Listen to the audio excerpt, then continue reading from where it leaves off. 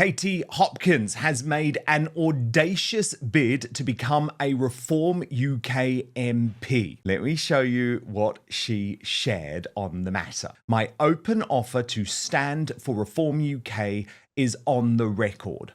More importantly, I stand with the ordinary and decent people in this country. You are the best of us, and I will continue to take the punches as hard as they come. What do you think, firstly, about Katie Hopkins' offer and then about this selection? So firstly, about Katie Hopkins' offer, I mean, so Katie's involvement in politics as a big name preceded my time, but obviously I was always aware of her by cultural osmosis because she was on ITV in The Apprentice and always very outspoken in the fashion that you are, Dan. And I would like to say that her persecution by the likes of Simon Danchuk, who called the police on her for being early ahead of pretty much everyone else on the Pakistani Muslim rape gangs. Her treatment by the British state and the members of the political establishment just abhorrent. So she deserves our, well, she wouldn't like our sympathy, but she deserves our commendations for being resilient on that.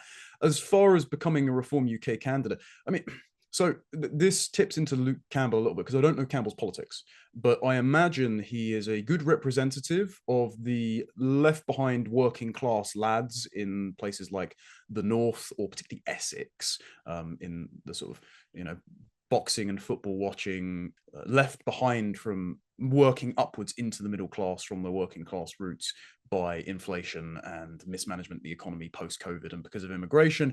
He represents those guys. And so he's kind of a safe pair of hands. Also, they're doing what Joe Rogan's done, where he's cross-pollinated MMA and comedy with politics. And obviously, they're trying Yes. to drag apolitical people who participate in like working class sports culture into getting more political. So I'm not gonna trash Luke Campbell at all. I would caution against people thinking that you need all of the big all-stars in your coalition to just be MPs.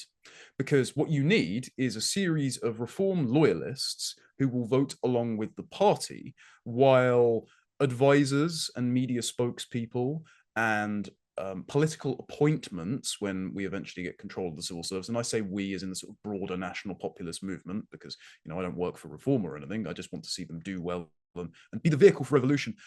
When we control the civil service and wrestle it back from said British deep state, then those sorts of people who don't make it as MPs can be moved in as advisors, they can be moved in as media spokespeople, and they might be better suited for setting policy or for ripping the guts out of the deep state than they do standing up in the House of Commons.